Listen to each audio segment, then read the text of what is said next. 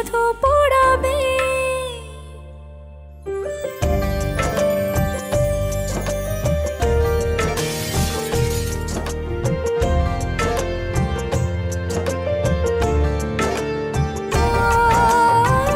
Mashrafe Junya.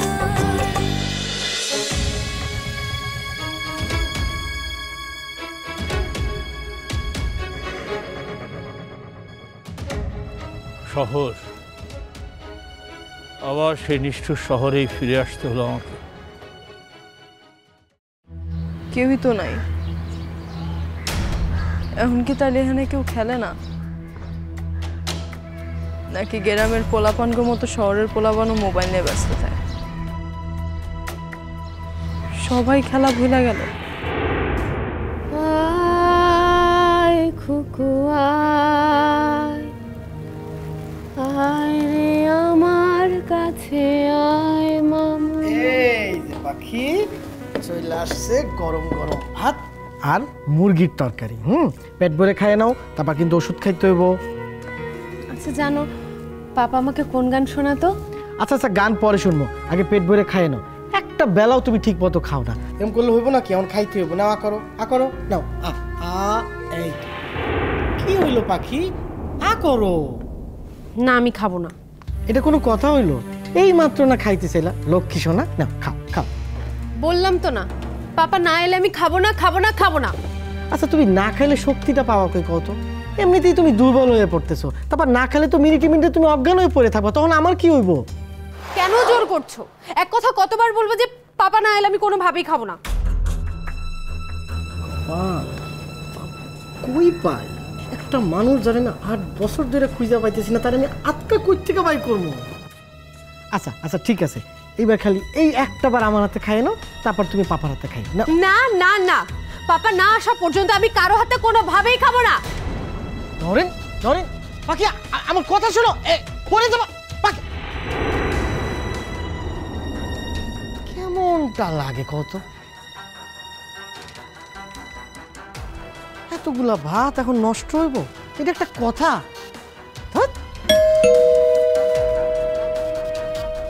আবার কি আইলো?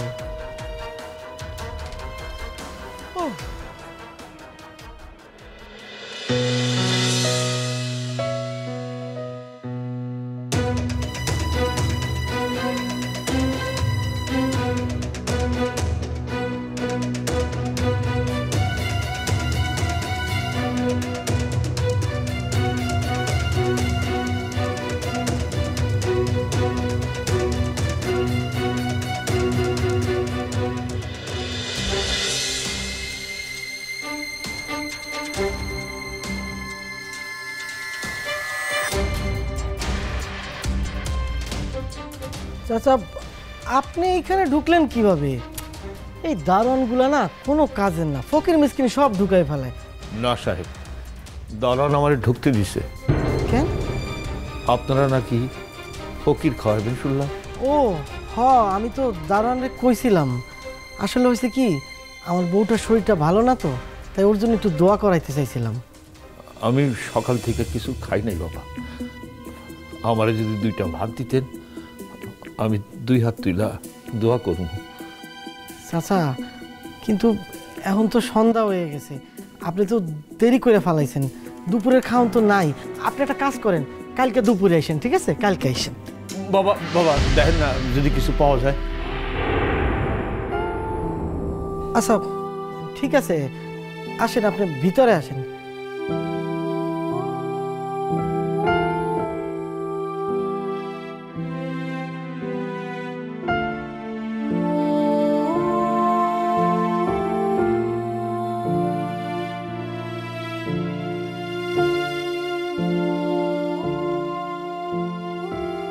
বসেন। করেন কি আপনি? সোফায় বসেন। আমি ফকির মানুষ, নিচে বসেই খাই।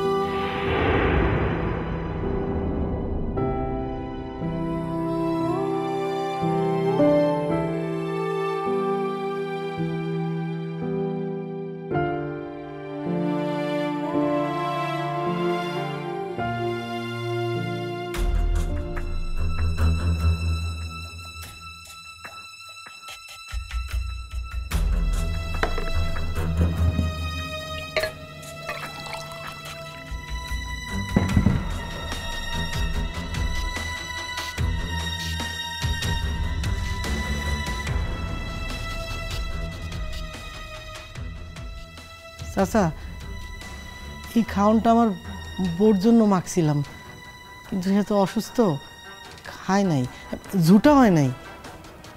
আপনার এটা খাইতে কোনো আপত্তি আছে? না না, ভিক্ষার খাওয়ার বাদ বিচার কি, দেন খাই।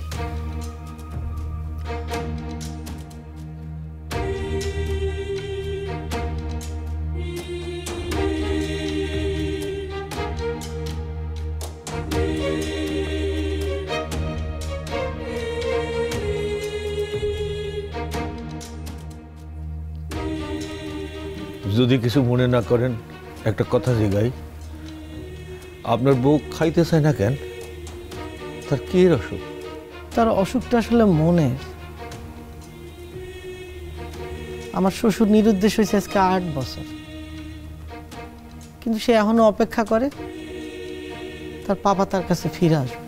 আর কদিন ধরে তো সে জেদ ধরে বসে আছে, বাপের হাত ছাড়া সে খাইবই না। কোন তো আমি এখন কি করি, কই যাই এই পাগল নিয়ে?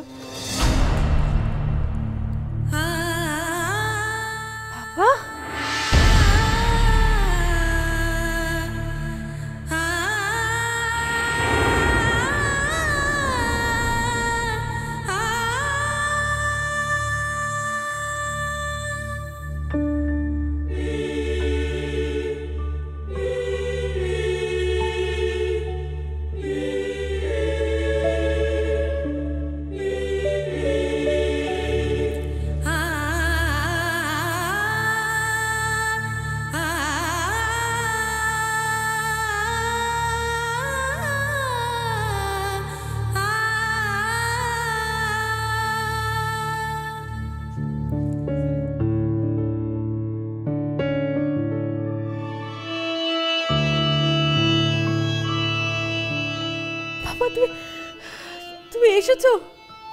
এতদিন পর তোমার মেয়ের কথা মনে পড়লো তোমার? বাবা কি করো নরিন, এটা তো তোমার পাপা না, এটা তো ফকির চাচা। না না, এটা আমার পাপাই, আমি বাবার হাতে খাবো। নরিন, আমার কথা শোনো চাচা, আমার বউ নিজ থেকে আপনার হাতে খাইতে চাইতেছে, আপনি একটু খাওয়াই দিবেন যদি কিছু মনে না করেন, একটু দয়া করেন। বাবা আমি জানতাম বাবা, বাবা আমি জানতাম আমার অসুখের কথা শুনে তুমি না এসে থাকতে পারবে না বাবা, আমি জানতাম। বাবা আমাকে একটু খাইয়ে দেবে বাবা, আমাকে একটু খাইয়ে দাও না বাবা, আমাকে একটু খাইয়ে দাও না বাবা, আমাকে একটু খাইয়ে দাও।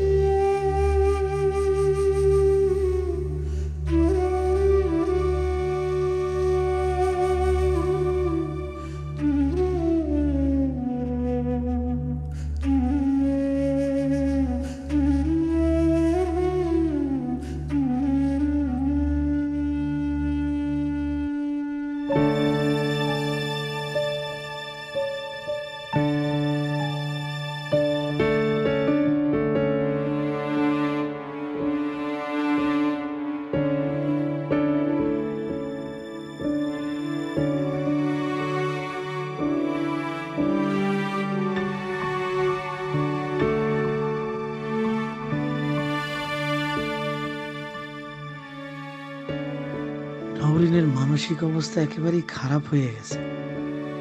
যে কখনো একটু ধুলা সহ্য করতে পারে না, সে এখন মাটিতে বসে ফকিরের হাতে ভাত খাইতেছে। আমার তো বিশ্বাসই হইতেছে না।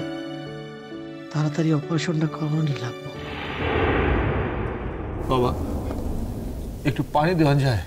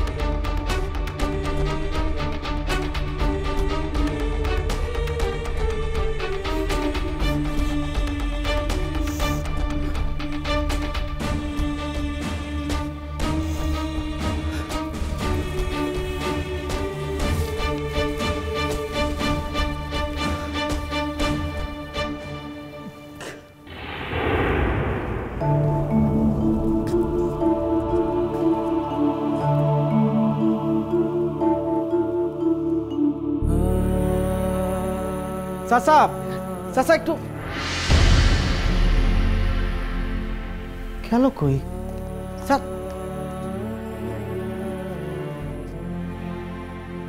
নরেন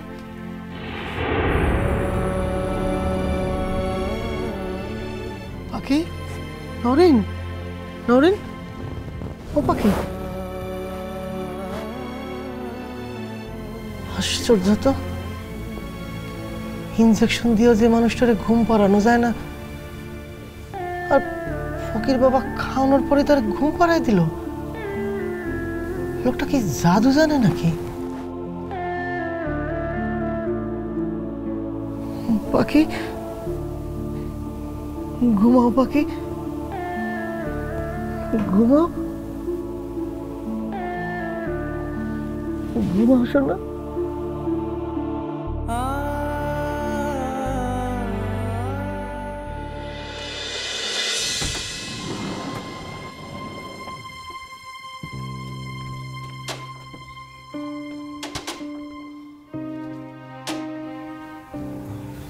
মনি তোমার সত্যি এই বিয়েতে কোনো আপত্তি নেই তো? আচ্ছা ঠিক আছে, বুঝতে পেরেছি। আমি পার্লার থেকে লোক পাঠিয়ে দিব, ওরা তোমাকে সাজিয়ে দিবে। মনি মনি আইসোস, মেলা কেনাকাটা করছোস না? সাগর ভাই সালাম আলাইকুম। ওয়ালাইকুম আসসালাম। বাইরে থেকে এসেছি তো, হাতে অনেক ধুলাবালি লেগে আছে। আরে এগুলো তোমার নিতে হবে না, তুমি যাও। আলামিন, এই ব্যাগগুলো নিয়ে যাও।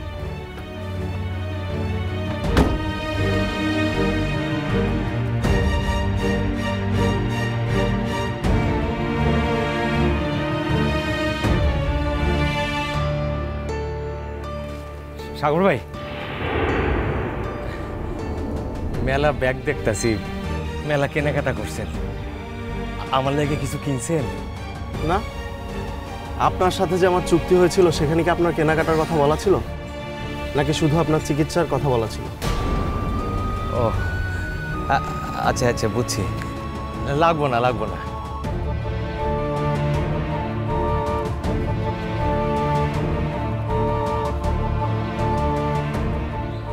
আপনার আর আপনার বউয়ের জন্য বাজার থেকে কিছু শপিং করে নিন, সময় কিন্তু বেশি নেই।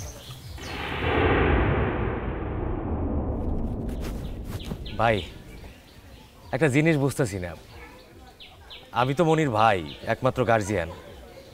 আজকে গায়ে হলুদ হইতেছে, এরপর বিয়ে হইব, আমার লগে তো কেউ কোনো আলাপ পাইতেছে না। কিসের আলাপ? না মানে হলুদ, বিয়া, কোনটা কেমনে হইব, আমি তো কোনো বাও পাইতেছি না। আপনার সাথে আলাপ করে কি লাভ?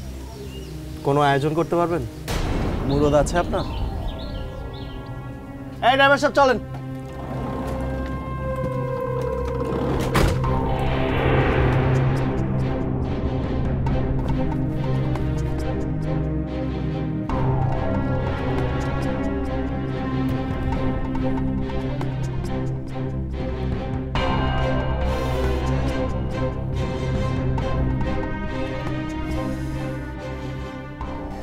সম্মান দিছি বইলা নিজের হনু ভাবতাছে, খালি আমার পাটা একবার ঠিক হয়ে নিক, এরপরে কোমর তুলে এমন লাগতে মারমু, বুঝবো মন্ডা কি জিনিস। সারা জীবন আমার নাম জপব, মন্ডা মন্ডা।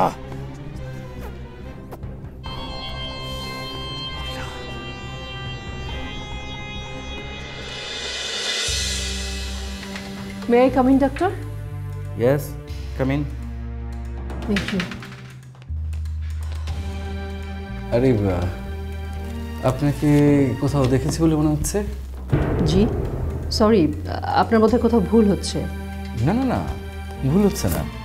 আপনার নামটা জানো কি? জি, আফসানা খান রুনা। ও, আপনি সেই আফসানা খান রুনা যিনি এবছর সেরা নারী উদ্যোক্তা পুরস্কার পেয়েছেন?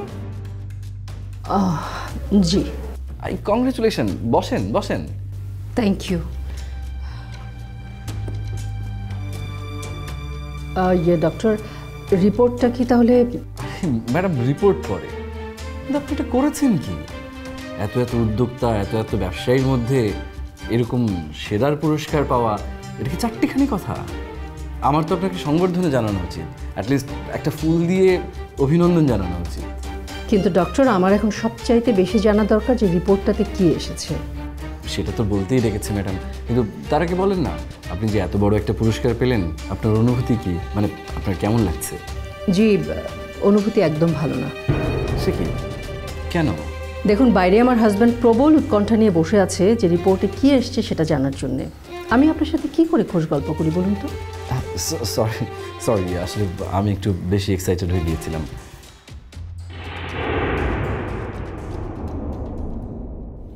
মিস্টার সাদিক, মানে আপনার হাজব্যান্ডের রিপোর্টগুলো কিন্তু বেশ আশঙ্কাজনক।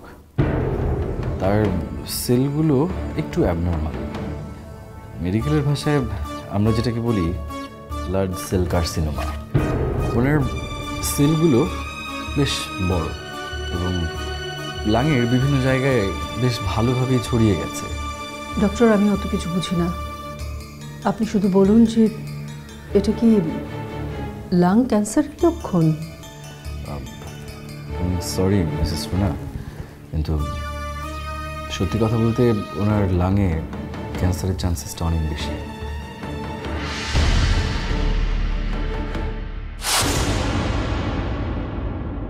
ভালোবাসার কথা তো জোর দিয়ে কইতে নাই ভাবি, নিজের জীবন থেকে দেখছি সে ভালোবাসে, তার সেই ভালোবাসা বলতে 2 দিনও লাগে না।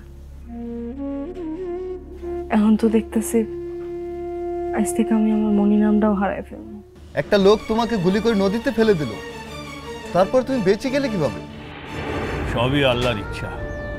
তিনি হতে চাননি যে আমি অপঘাতে বলি।